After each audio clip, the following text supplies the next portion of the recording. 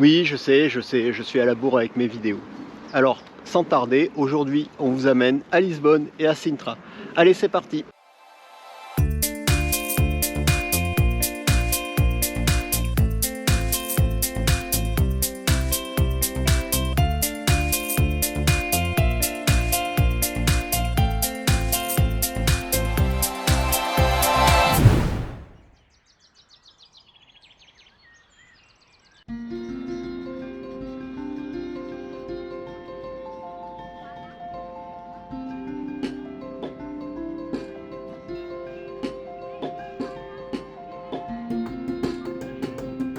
Bon, nous voilà arrivés à Lisbonne, devant un des symboles de la ville, qui est la tour de Belém, qui est construite juste au bord du Tage, construite en 1500 et quelques, 1550. Elle servait d'élément fortifié pour la défense, comme d'habitude. Tour de Belém, très sympa, joli de dehors, de dedans on n'aura pas vu. Maintenant on va quand même essayer de trouver la fameuse boulangerie ou pâtisserie qui fait les pastéis de nata, pastéis de Belém justement. Donc là on peut voir le monument des découvertes qui a été construit en 1960 pour célébrer les gens qui, comme Vasco de Gama, partaient à la découverte du monde à partir de Lisbonne. Parce qu'au 15e et au 16e siècle, il y avait énormément d'explorateurs qui partaient de Lisbonne pour aller découvrir le monde et partaient de Belém.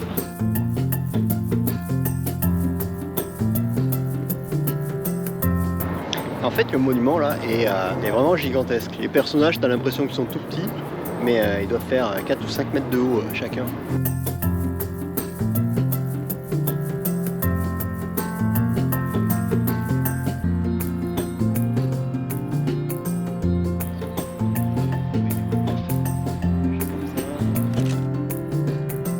Devant le monument des découvertes, on peut voir un planisphère qui retrace en fait tout le passé glorieux des découvertes du Portugal, qui se situe principalement entre les années 1416 et 1528.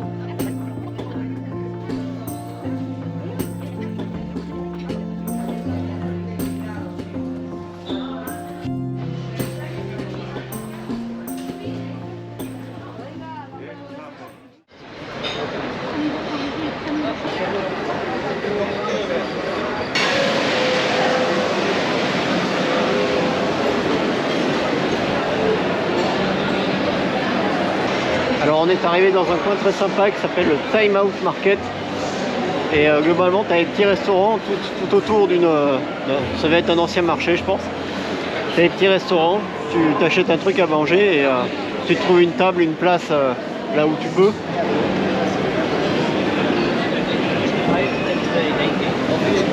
Et il y a plein de trucs vraiment qui ont l'air très sympas.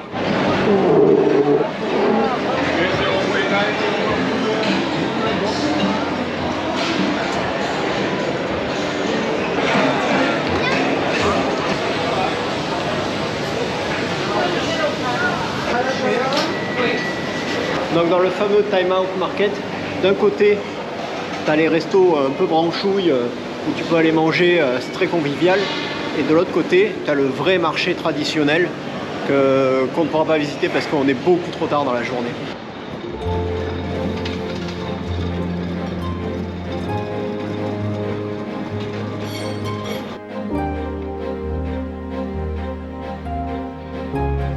On est arrivé sur la place du commerce qui est juste gigantesque. Et on va passer sous l'Arc de Triomphe qui est juste gigantesque aussi. Il me paraissait tout petit sur les photos. Et en fait, non, c'est vraiment grand quoi.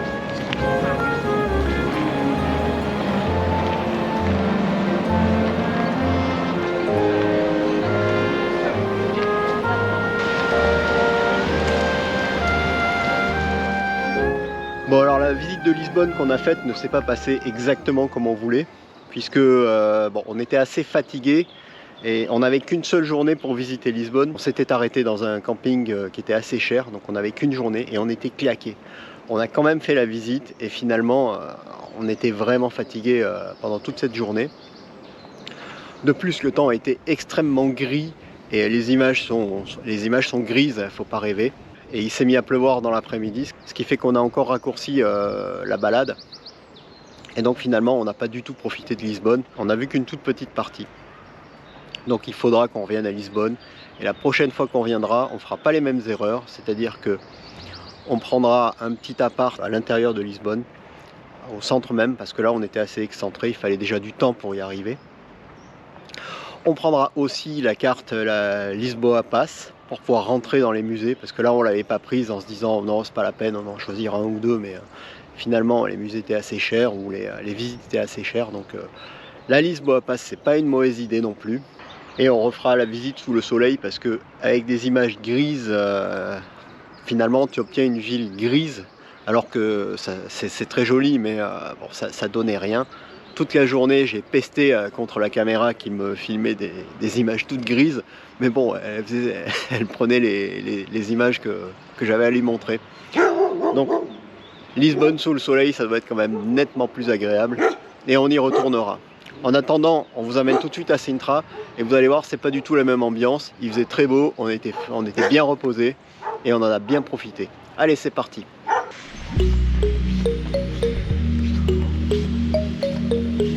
Alors aujourd'hui, on va se faire une randonnée en ville, puisqu'on va se faire une randonnée à Sintra. Je ne sais pas comment ça se prononce. Et on s'est garé un petit peu loin. Et on va essayer d'arriver tranquillement au château. Il nous annonce une demi-heure de marche, mais c'est comme ça. Donc, randonnée citadine.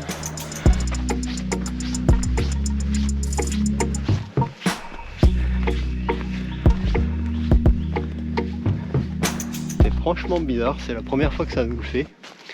On est en ville, là. On est dans Sintra. Je sais pas exactement dans quoi on est, dans un parc national là.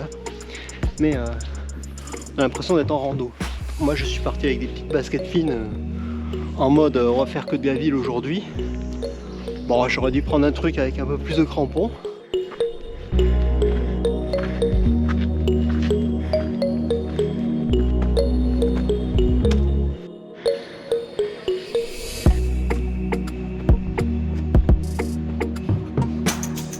Agnès, ce que je te propose, on est deux, il y a un garde. Toi tu passes à droite, moi je passe à gauche, on va avoir 100% de discount. Non? Bon allez, on va acheter un ticket là.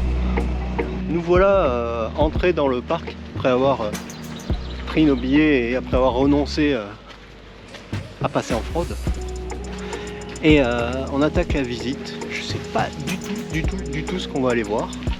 On a pris, pour la visite, là, on a pris juste l'accès au jardin. On fera pas le château.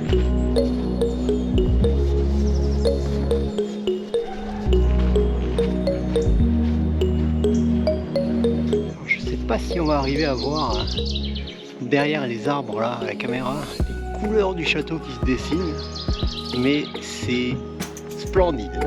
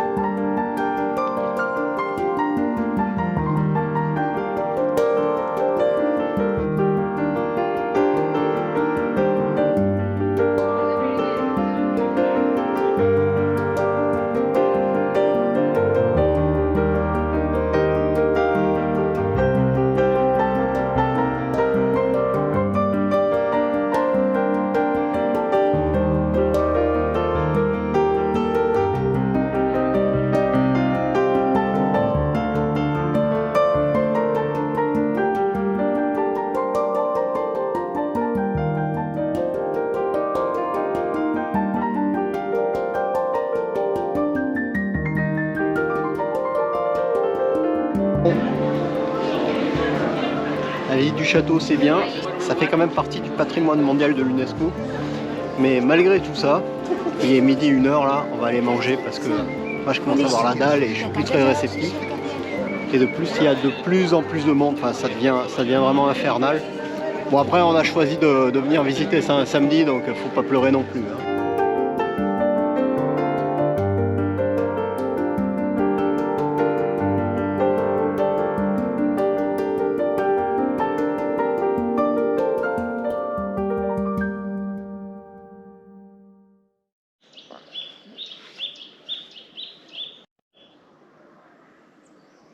Donc là on est devant le temple des colonnes offert par le roi Ferdinand II à son fils. La particularité de ce temple est que donc il y a 12 colonnes et à l'intérieur il y a une acoustique incroyable il paraît, d'après le Panonceau.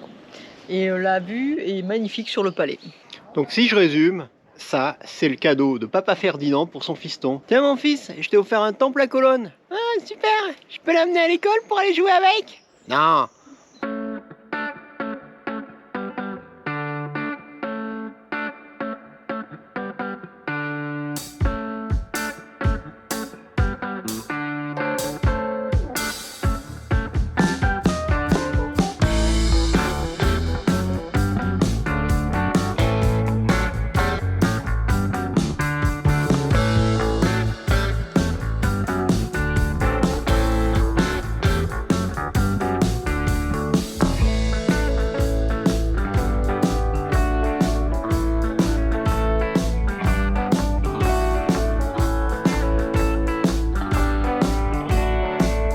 En fait, tes jardins sont immenses et on a vite fait de se perdre. Hein. On n'a pas eu de carte au départ, encore une carte à télécharger sur le téléphone. Bon, ça marche relativement mal et finalement tu te retrouves en mode perdu dans le parc à essayer de trouver ton chemin. Mais c'est vraiment très simple. C'est très paisible dès qu'il n'y a plus trop de touristes.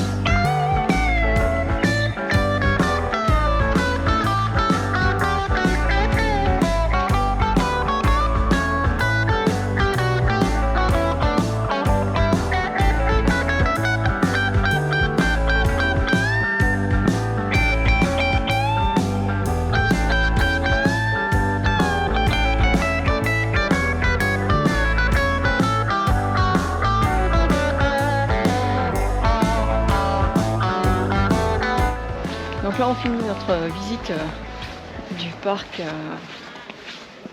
national de Pénard. C'est un parc qui est vraiment magnifique. Il y a des bonnes montées, des bonnes descentes, donc, mais vraiment très joli. Et même à cette période-ci, donc on est en février là, il y a des fleurs partout, donc c'est vraiment très agréable. Et de se perdre dans les petites allées, c'est agréable aussi, même si de temps en temps la remontée après derrière est dure. Voilà. Mais si vous passez à Lisbonne, n'hésitez pas à prendre le train pour venir jusqu'à Sintra. Sachez qu'avec l'entrée du parc, en fait, vous avez également accès aux terrasses du château et à la chapelle du château. Et vous avez des belles vues, vous pouvez faire le chemin de ronde. Donc c'est vraiment très très agréable. Donc n'hésitez pas à monter, vous n'êtes pas bloqué juste à l'entrée.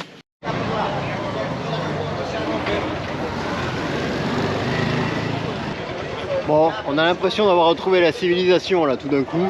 Des bagnoles, ça klaxonne, il y a du monde partout. Alors nous on va vite filer sur le petit chemin de randonnée qui nous a amené jusqu'ici.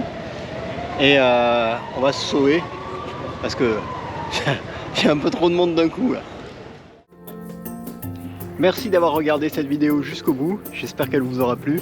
Si vous avez des tuyaux pour Lisbonne, on prend. Vous pouvez les mettre dans les commentaires en bas. Parce qu'on y retournera, ça c'est sûr. Et ça nous servira probablement pour la prochaine fois. N'hésitez pas à mettre des petits pouces bleus et à vous abonner si ce n'est pas encore fait.